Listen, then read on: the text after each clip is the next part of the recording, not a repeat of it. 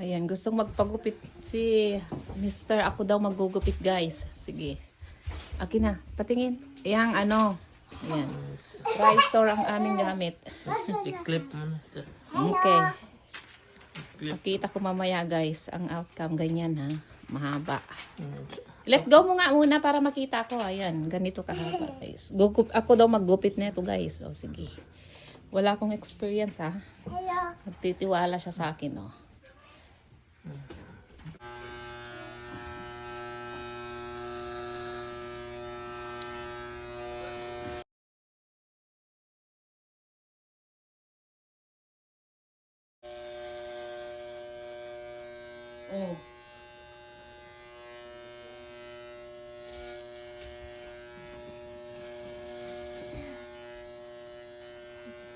Di ba?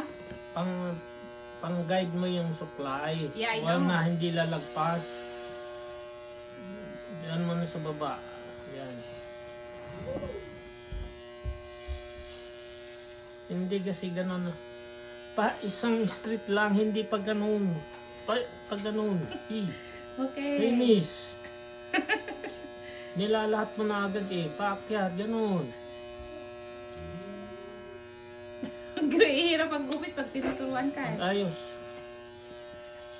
Ay nako, ginano na naman.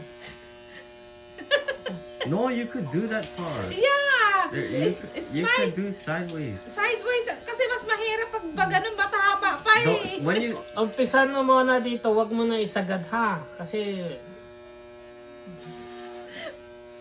Ito pa lang yung nagpapagupit na walang tiwala sa barbero. kailan ka pa naggupit? Hey! I'm the barbero! Ay! Mag-ayos. Okay. Kinalat mo ng mga buhok. Ay, ikaw tong ano eh. Bilis na! Huwag kang ano. Kasi baka itong tenga mo ang magunting ko.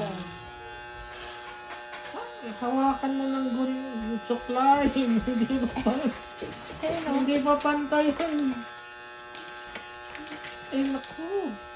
Gumagawa ka ng style.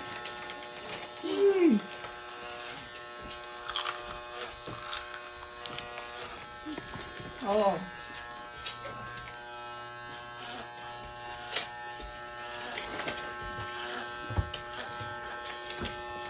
Oh. Pantay na. Oh, oh.